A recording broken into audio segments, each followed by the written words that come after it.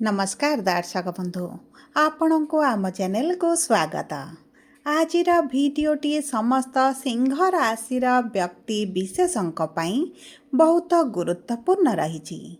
से आपणकर जदि सिंह राशि होता है तेबे यही भिडटी को निश्चित भाव थरे मात्र शेष पर्यंत देखंतु एवं निजर व्यस्त बहुल समय मध्यरु मात्र 10 मिनिट समय आपण निज पाई दियंतु एवं जानतु एही 27 तारीख बा एही गणेश पूजा परठारु हेबाकु थिबा विराट परिवर्तनर भविष्यवाणी विषय देखंतु दर्शक बंधु एही अगस्त मास 27 तारीख परठारु आपणक राशि रे हेउचे एक विराट परिवर्तन जहाँकि हेउची बुधंकर चलन राशि परिवर्तन देखंतु एही अगस्त मासरे बुध दुई थर कलेनी चलन परिवर्तन 13 तारीख दिन बुध बकरी होइछंती मार्गी एवं एही गणेश पूजा दिन बुध पुनर्बार करुछंती राशि परिवर्तन ता सहित शुक्र मध्य करुछंती राशि परिवर्तन। तेबे एही अगस्त मास 27 तारीख परठारु एही तारीख गुड़िकरे निश्चित भावरे आपणक जीवन में बड़ घटना घटिबार संभावना बहुत अधिक रही। सेतिपाई आपण आम सह भिडियोर शेष पर्यंत जोड़ी होई रुहंतु एवं जानतु एही तारीख गुड़िकरे आपणक जीवन में शुभ परिवर्तन हेब ना अशुभ परिवर्तन हेब ता सहित जानतु आपणकर केउ क्षेत्र गुड़िक प्रभावित हेब। आपणकर स्वास्थ्य ना शिक्षा ना प्रेम संपर्क ना वैवाहिक जीवन ना पारिवारिक संपर्क ना क्यारियर ना आपणकर व्यापार वाणिज्य। चलंतु एबे आरंभ करिबा आजिर कार्यक्रम एवं जानिबा आपणकर एही 27 तारीख बा गणेश पूजा परठारु बुधंकर परिवर्तनटी केउ क्षेत्रटी को अधिक प्रभावित करिबो।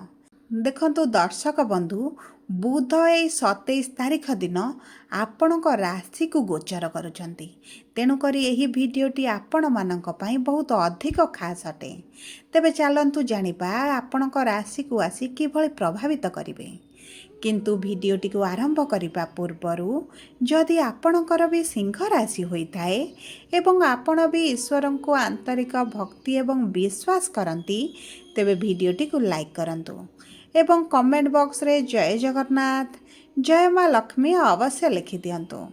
ता सहित आपणक मनरे जहाँ भी प्रश्न रही जहाँ भी द्वंद्व रही आपण कमेंट बॉक्स रे लिखि जणांतु आमे आपणक प्रश्नर उत्तर देबा पई यथा संभव प्रयास करिवु।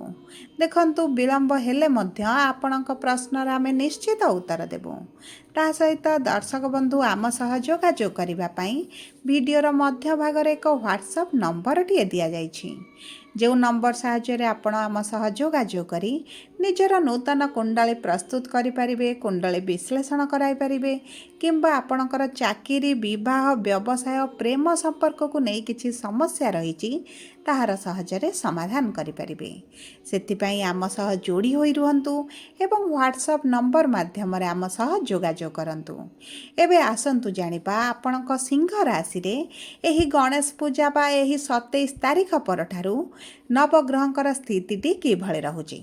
देखंतु आपणकर प्रथम गृह रे केतु एवं सूर्य विराजमान होइछंती द्वितीय गृह रे मंगल सप्तम गृह रे राहु अष्टम गृह रे शनि एकादश गृह रे गुरु द्वादश गृह रे बुध एवं शुक्र विराजमान होइछंती जहा फल रे सही गृह गुड़िक आपणकर अधिक प्रभावित हेब।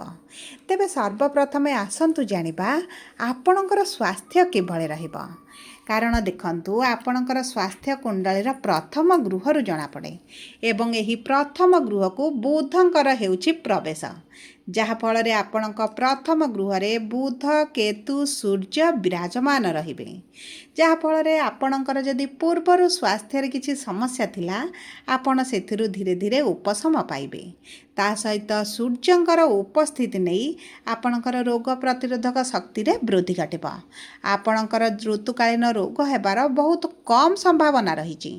ଯଦି ବି ଆପଣଙ୍କ ଜାତକରେ ସୂର୍ଯ୍ୟ ନୀଚ ଅଛନ୍ତି, ଦୁର୍ବଳ ଅଛନ୍ତି, ତେବେ ଆପଣଙ୍କୁ କିଛିଟା ଋତୁକାଳୀନ ସମସ୍ୟା ଦେଖାଦେଇପାରେ। ଥଣ୍ଡା, ଜ୍ୱର, କାଶ, ସର୍ଦ୍ଦି, ପେଟ ଯନ୍ତ୍ରଣା, ଜଳଜନିତ ଇନଫେକ୍ସନ୍ ଏହିଭଳି ଆପଣଙ୍କର କିଛିଟା ଦେଖାଦେଇପାରେ। ନଚେତ୍ ଯଦି ଆପଣଙ୍କ କୁଣ୍ଡଳୀରେ ସୂର୍ଯ୍ୟ ମଧ୍ୟମ ଅଛନ୍ତି କିମ୍ବା ଉତ୍ତମ ଅଛନ୍ତି, ତେବେ ଆପଣଙ୍କ ସ୍ୱାସ୍ଥ୍ୟରେ କୌଣସି ବି ସମସ୍ୟା ଆପଣ ଦେଖିବେ ନାହିଁ। ଯଦି ବି ପୂର୍ବରୁ ସମସ୍ୟା ଥିଲା ତାହା ଆପଣଙ୍କର ଧୀରେ ଧୀରେ ଦୂର ହୋଇଯିବ। ତା ସହିତ ବୁଧ ଆପଣଙ୍କ ରାଶିକୁ ଗୋଚର କରୁଛନ୍ତି, ଗୁରୁ ଆପଣଙ୍କର ଲାଭର ଗୃହରେ ଅଛନ୍ତି, ଶୁକ୍ର ଆପଣଙ୍କର ଦ୍ୱାଦଶ ଗୃହରେ ଥିବାରୁ ଆପଣଙ୍କ ସ୍ୱାସ୍ଥ୍ୟରେ କୌଣସି ଖରାପ ପ୍ରଭାବ ପଡ଼ିବାର ସମ୍ଭାବନା ବହୁତ କମ୍ ରହିଛି। କିନ୍ତୁ ଦେଖନ୍ତୁ, ଶୁକ୍ର ଯେହେତୁ ଆପଣଙ୍କ ଦ୍ୱାଦଶ ଗୃହରେ ଅଛନ୍ତି, ଆପଣଙ୍କ ପ୍ରିୟଜନଙ୍କ ପାଇଁ ମଧ୍ୟ ଆପଣଙ୍କୁ କିଛି ସମୟ ଡାକ୍ତରଖାନାକୁ ଯିବାକୁ ପଡ଼ିପାରେ। ସେଥିପ୍ରତି ଆପଣ ଟିକେ ଧ୍ୟାନ ଦେବେ। ନଚେତ୍ ଆପଣଙ୍କର BP, ଡାଇବେଟିସ୍, କୋଲେଷ୍ଟ୍ରଲକୁ କଣ୍ଟ୍ରୋଲ ରଖିବା ପାଇଁ ଚେଷ୍ଟା କରନ୍ତୁ। ମଙ୍ଗଳ ଆପଣଙ୍କ ଦ୍ୱିତୀୟ ଗୃହରେ ଅଛନ୍ତି, ଆପଣଙ୍କ ଦାନ୍ତରେ କିଛିଟା ସମସ୍ୟା ଦେଖାଦେଇପାରେ। ସେଥିପ୍ରତି ମଧ୍ୟ ଟିକେ ସଚେତନ ରହିବେ। ଯଦି ଆମେ ଆପଣଙ୍କର ଶିକ୍ଷାକୁ ଦେଖିବା, ତେବେ ଦେଖନ୍ତୁ, ସମସ୍ତ ବିଦ୍ୟାର୍ଥୀମାନଙ୍କ ପାଇଁ ଏହି ଗଣେଶ ପୂଜା ପରଠାରୁ ବହୁତ ଭଲ ସମୟ ଆସୁଛି। ବିଶେଷ ଭାବରେ ଯଦି ଆପଣ ଗଭର୍ଣ୍ଣମେଣ୍ଟ ଚାକିରି ପାଇଁ ଇଣ୍ଟରଭ୍ୟୁ ଦେଉଛନ୍ତି, ଏଣ୍ଟ୍ରାନ୍ସ ଦେଉଛନ୍ତି, ପରୀକ୍ଷା ଦେଉଛନ୍ତି କିମ୍ବା ଗଭର୍ଣ୍ଣମେଣ୍ଟ ଚାକିରିର ଯୋଜନାରେ ଅଛନ୍ତି, ତେବେ ଆପଣଙ୍କ ସରକାରୀ ଚାକିରିର ବହୁତ ଅଧିକ ସମ୍ଭାବନା ରହିଛି। କାରଣ ଆପଣଙ୍କ ରାଶିର ସ୍ୱାମୀ ଆପଣଙ୍କ ପ୍ରଥମ ଗୃହକୁ ବା ଲଗ୍ନକୁ ଗୋଚର କରୁଛନ୍ତି। ତେଣୁକରି ଦେଖନ୍ତୁ, ଗଭର୍ଣ୍ଣମେଣ୍ଟ ଚାକିରିରେ ଯଦି ଆପଣ ପ୍ରିପେୟାର ହେଉଛନ୍ତି, ପରୀକ୍ଷା ଦେଉଛନ୍ତି, ଗୋଟେ ଥର ନିଜର କୁଣ୍ଡଳୀକୁ ବିଶ୍ଳେଷଣ କରାନ୍ତୁ। ଜାଣନ୍ତୁ ଆପଣଙ୍କ କୁଣ୍ଡଳୀରେ ସରକାରୀ ଚାକିରିର ଯୋଗ ଅଛି ବା ନାହିଁ। ଯଦି ଅଛି, ତେବେ ଏହି ସମୟ ମଧ୍ୟରେ ନିଶ୍ଚିତ ଚାକିରି ଆପଣଙ୍କର ହୋଇଯିବ। ଯଦି ନଥିବ, ତେବେ ଆପଣଙ୍କୁ ଏତେଟା ଅଧିକ ସଫଳତା ନ ମିଳିପାରେ। ଯଦି ଆମେ ଦେଖିବା ଆପଣଙ୍କର ଶିକ୍ଷା ଓ କ୍ଲାସ୍ ପ୍ରମୋସନ୍ ପାଇଁ ପରୀକ୍ଷା, ପ୍ରତିଯୋଗିତାମୂଳକ ପରୀକ୍ଷା, ତେବେ ଆପଣଙ୍କର ଯେଉଁ ବିପରୀତ ରାଜଯୋଗ ବନା ହେଉଛି, ସେଥିପାଇଁ ଆପଣଙ୍କୁ ସେଥିରେ ଶୁଭ ଫଳ ପ୍ରାପ୍ତି ହେବ। କିନ୍ତୁ ସବୁ ପରେ ଦର୍ଶକ ବନ୍ଧୁ ମନେ ରଖିଥାନ୍ତୁ ଯେ ଆପଣଙ୍କର ଶନିଙ୍କର ଅଢ଼େଇ ଚାଲିଛି।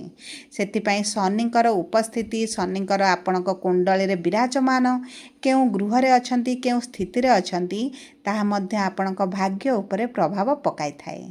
ତେବେ ଯଦି ଆମେ ଦେଖିବା ଆପଣଙ୍କ ପ୍ରେମ ସମ୍ପର୍କକୁ, ତେବେ ଦେଖନ୍ତୁ, ପ୍ରେମ ସମ୍ପର୍କରେ ମଧୁରତା ଆସିବ। ଆପଣଙ୍କ ସାଥୀଙ୍କ ସହିତ ଆପଣଙ୍କ ସମ୍ପର୍କ ବହୁତ ଭଲ ରହିବ। କିନ୍ତୁ ଆପଣଙ୍କ ବାଣୀ ଉପରେ ଆପଣଙ୍କୁ ବହୁତ ଅଧିକ ନିୟନ୍ତ୍ରଣ ରଖିବାକୁ ପଡ଼ିବ। ଆପଣଙ୍କ ରାଗ, ରୁଷା, ଅଭିମାନକୁ ମଧ୍ୟ ଆପଣଙ୍କୁ ନିଜ ନିୟନ୍ତ୍ରଣରେ ରଖିବାକୁ ପଡ଼ିବ। କାରଣ ଯେହେତୁ ସୂର୍ଯ୍ୟ ଆପଣଙ୍କ ଗୃହରେ ରହିବେ, ଲଗ୍ନରେ ରହିବେ, ଆପଣଙ୍କ ପାଟିରୁ କେତେବେଳେ କଟୁ କଥା ମଧ୍ୟ ବାହାରି ପଡ଼େ। ସେଥିପ୍ରତି ଆପଣଙ୍କୁ ଟିକେ ଧ୍ୟାନ ଦେବାକୁ ପଡ଼ିବ। ନଚେତ୍ ଆପଣଙ୍କ ସମ୍ପର୍କରେ କୌଣସି ବି ଖରାପ ପ୍ରଭାବ ଦେଖାଯିବ ନାହିଁ। ଆପଣଙ୍କ ସାଥୀ ଆପଣଙ୍କୁ ବୁଝିବା ଆରମ୍ଭ କରିବେ, ଆପଣଙ୍କ ମନ କଥାକୁ ବୁଝିବେ, ଆପଣଙ୍କ ନିଷ୍ପତ୍ତିକୁ ସମ୍ମାନ ଦେବେ ଏବଂ ଉଭୟଙ୍କ ମଧ୍ୟରେ ଆପଣଙ୍କ ସମ୍ପର୍କଟି ବହୁତ ଭଲ ରହିବ। ଯଦି ଆମେ ଦେଖିବା ଆପଣଙ୍କର ବିବାହର ଯୋଗକୁ ବା ବୈବାହିକ ସମ୍ପର୍କକୁ, ତେବେ ଦେଖନ୍ତୁ, ବିବାହର ଯୋଗଟି ଆପଣଙ୍କର ସପ୍ତମ ଗୃହରୁ ଜଣାପଡ଼େ। କାରଣ ସପ୍ତମ ଗୃହ ହେଉଛି ବିବାହର ଗୃହ। ଯେହେତୁ ସପ୍ତମ ଗୃହରେ ରାହୁ ଅଛନ୍ତି, କିନ୍ତୁ ଆପଣଙ୍କର ଯେହେତୁ ସୂର୍ଯ୍ୟ ରାଶିର ସ୍ୱାମୀ ଆପଣଙ୍କର ଗୃହରେ ଅଛନ୍ତି, ଗୁରୁଙ୍କର ସପ୍ତମ ଦୃଷ୍ଟି ଆପଣଙ୍କ ବିବାହର ଗୃହକୁ ରହୁଛି। ତେଣୁକରି ଆପଣଙ୍କ ବିବାହ ପାଇଁ ପ୍ରବଳ ଯୋଗ ବନୁଛି। ଦେଖନ୍ତୁ, ଏହି ଗଣେଶ ପୂଜା ପରଠାରୁ ଆପଣ ଯଦି ବିବାହ ପାଇଁ ପ୍ରିପାରେସନ୍ କରନ୍ତି, ବିବାହର ଯୋଜନାରେ ଲାଗି ରୁହନ୍ତି, ତେବେ ଆପଣଙ୍କ ବିବାହ ନିଶ୍ଚିତ ଭାବରେ ହୋଇଯିବ। ଦେଖନ୍ତୁ, ପୂର୍ବରୁ ଦୀର୍ଘ ଦିନ ହେଲା ଆପଣ ବିବାହର ଯୋଜନାରେ ଅଛନ୍ତି, ବିବାହ ହୋଇପାରୁନି, ପ୍ରସ୍ତାବ ଆସିଲେ ଠିକ୍ ହୋଇପାରୁନି କିମ୍ବା ବାଧା ବିଘ୍ନ ବହୁତ ଗୁଡ଼ିଏ ଆସିଯାଉଛି, ବିବାହରେ ଯେକୌଣସି ପ୍ରକାରେ ଆପଣଙ୍କର ସମସ୍ୟା ଦେଖାଯାଉଛି, ତେବେ ମନେ ରଖନ୍ତୁ ଆପଣଙ୍କ କୁଣ୍ଡଳୀରେ ଗୁରୁ ନିଶ୍ଚିତ ଭାବରେ ପୀଡ଼ିତ ଅଛନ୍ତି।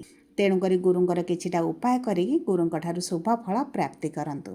ତା ସହିତ ଯଦି ଆମେ ଆପଣଙ୍କ ବୈବାହିକ ସମ୍ପର୍କକୁ ଦେଖିବା, ତେବେ ବୈବାହିକ ସମ୍ପର୍କରେ ଆପଣଙ୍କ ସାଥୀଙ୍କର ଆପଣଙ୍କ ପ୍ରତି ଟିକେ ଅସନ୍ତୋଷ ରହିପାରେ କିମ୍ବା ଆପଣଙ୍କର ଆପଣଙ୍କ ସାଥୀଙ୍କ ପ୍ରତି ଛୋଟ ଛୋଟ କଥାକୁ ନେଇ ଝଗଡ଼ା, ମନମାଳିନ, ଯୁକ୍ତିତର୍କ ଭଳି ପରିସ୍ଥିତି ମଧ୍ୟ ଦେଖାଦେଇପାରେ। କିନ୍ତୁ ଦେଖନ୍ତୁ, ବହୁତ ଦିନ ପର୍ଯ୍ୟନ୍ତ ଏହିଭଳି ସମସ୍ୟା ଚାଲିବ ନାହିଁ। କିନ୍ତୁ ଆପଣଙ୍କ ସାଥୀଙ୍କ ସ୍ୱାସ୍ଥ୍ୟରେ କିଛିଟା ସମସ୍ୟା ଆସିପାରେ। ସେଥିପ୍ରତି ଆପଣଙ୍କୁ ଟିକେ ବହୁତ ଅଧିକ ସଚେତନ ରହିବାକୁ ପଡ଼ିବ। जदि आमे देखिबा आपणक कर्म क्षेत्र को तेबे कर्मर गृहर स्वामी हेउछन्ति शुक्र जी आपणकर द्वादश गृहरे विराजमान होइछन्ति एवं देखंतु जेतेबेले कर्मर गृहर स्वामी द्वादश गृहरे रहन्ति आपणकर जदि विदेश जिबार प्लानिंग अछि किंबा आपणकर विदेश रे चाकरी करिवार किछि संभावना अछि प्लानिंग रहिछि तेबे आपणक पई बहुत भल संजोग बनुछि ता सहित आपणकर उच्च अधिकारी सहित मित्रता बढ़ घनिष्ठता बढ़ एवं आपणक कर्म क्षेत्र में आपणक पई बहुत अधिक भल समय रहिबो आपणकर शत्रु माने पराजित हेबे देखंतु शनि आपणकर अष्टम गृहरे अछंती जहा फल आपणकर अधिक ज्ञान नेबा पई कर्म क्षेत्र में इच्छा प्रकाश रहिबो एवं एही ज्ञान मध्य आपणक उच्च स्तर रे सम्मानित करिवार मध्य सहायक हेबो गुरु जेहेतु लाभर गृहरे अछंती आपणक व्यवसाय रे बहुत अधिक सफलता आपण पाइबे कारण आपणकर भाग्यर गृहर स्वामी आपणक द्वितीय गृहरे बा धनर गृहरे रहिचंती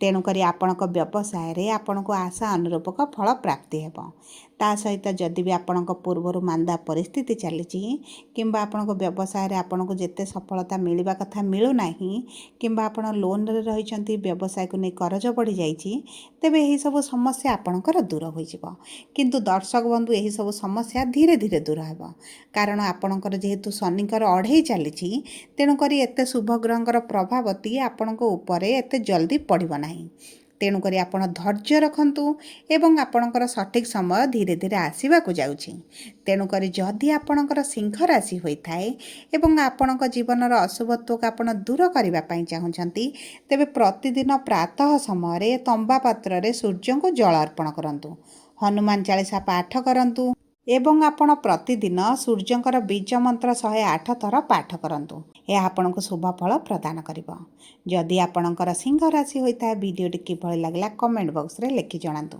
जदि प्रथम थर आम चैनल को आसीछंती चैनल को सब्सक्राइब करंतु।